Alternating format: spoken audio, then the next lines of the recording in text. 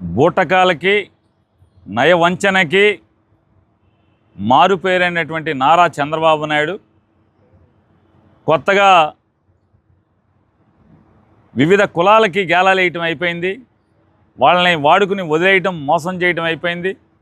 రాష్ట్ర ప్రజలకి గాలం వేయటం, వాళ్ళని వాడుకోవటం, విసిరిపారేయటం అయిపోయింది. ఇవాళ కొత్తగా వాలంటీర్లకు కూడా గేలం వేస్తున్నాడు చంద్రబాబు నాయుడు.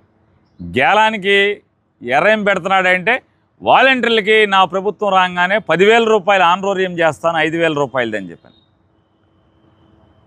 ఎవరయ్యా ఈ చంద్రబాబు నాయుడు 10,000 రూపాయలు చేస్తానన్నదంటే, గడచిన 4.5 సంవత్సరాలుగా ఈ వాలంటీర్లని మానసికంగా క్షోభకు గురిచేసి, వారి వ్యక్తిత్వాన్ని హననం చేసి, వారి ఆత్మాభిమానాన్ని కించపరుస్తూ, వారి మీద మీరు బాంబే రెడ్ లైట్ ఏరియాకి అమ్మాయిలను నమ్ముతారని, మగవాళ్ళు ఇంట్లో లేకుండా తలుపులు కొట్టి ఆడవాళ్ళని లొంగదీసుకుంటారు, మోసం చేస్తారు అని చెప్పని, అలాగే బియ్యపు మూటలు మోస్తారని, లేదా వీళ్ళు జగన్మోహన్ రెడ్డి గారి ద్వారా ఈ డేటా అంతా కలెక్ట్ చేసి డేటాని పరాయి దేశాలకు అమ్ముతారని, ఇట్లా వారిని ముక్కుపచ్చలారనటువంటి 20, 25, 30 సంవత్సరాలటువంటి 3 పదులు నిండనటువంటి ఆడపిల్లల్ని, మగపిల్లల్ని ఇష్టారాజ్యంగా తన రాజకీయం కోసం,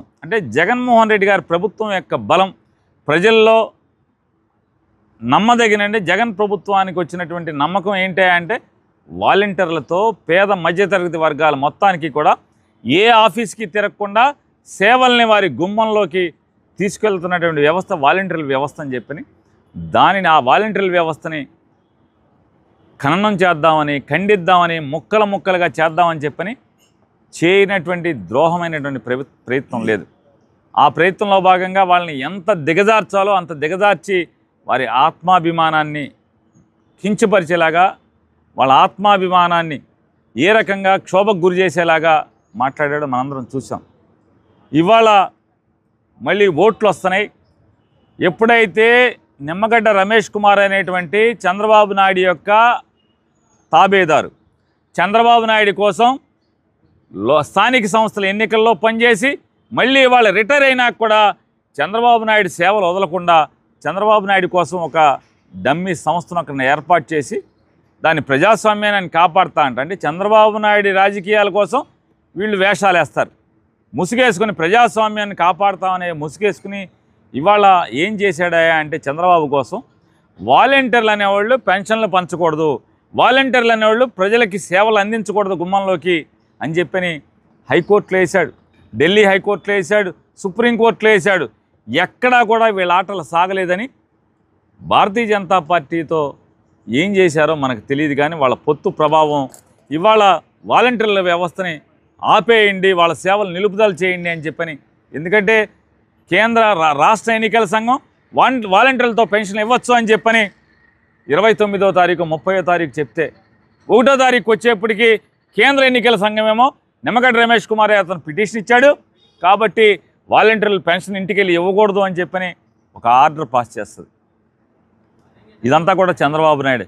ఎప్పుడైతే ప్రజల్లో తిరుగుబాటు వచ్చిందో, ఎప్పుడైతే ఈ 66 లక్షల మంది పెన్షన్దారులు మాత్రమే కాకుండా వారి కుటుంబ సభ్యులు కానీ లేదా సమాజంలో చూసేటువంటి ప్రతివాడు కూడా వాలంటీర్లు ఇస్తే తప్పేంటి, 58 మాసాలు ఇచ్చారు, 1 మాసం 2 మాసాలు ఇస్తే ఈలోపే మారిపోతారా, లేదా వాలంటీర్లు వచ్చి పెన్షన్ లేకపోతే వీళ్ళందరూ చంద్రబాబు కోటేస్తారా అనేది ప్రజలు వీళ్ళని చొక్కా పట్టుకుని అడిగే, కాలర్ పట్టుకుని అడిగే స్థితికి వచ్చేప్పటికీ ఇవాళ వాలంటీర్లు అందరూ మంచోళ్ళు, వాలంటీర్లు ఇంటింటికి పెన్షన్ ఇవ్వాలి, వాలంటీర్లు చాలా మంచోళ్ళు, వాళ్ళని కొనసాగిస్తాం, వాలంటీర్లు మేము 10,000 రూపాయలు ఇస్తామని ఈ క్షోభంతా మర్చిపోయారని మీరు అనుకుంటున్నారా?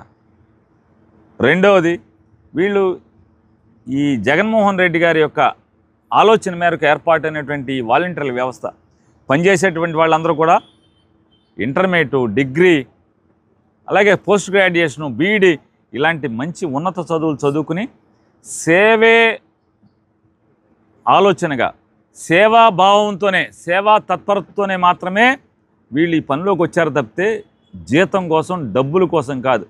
ఇవాళ చంద్రబాబు నాయుడు గారు నువ్వు లేకపోతే మీ దత్తపుత్రుడు లేకపోతే ఇంకొకళ్ళు డబ్బులకు అమ్ముడుపోతారేమో కానీ వాళ్ళ వాలంటీర్లు అనేవాళ్ళు డబ్బుకు అమ్ముడుపోయే రకాలు కాదు. వాలంటీర్లు నిస్వార్థంగా లేకపోతే 5,000 రూపాయలకి ఎవరన్నా పనిచేస్తారా నెల మొత్తం?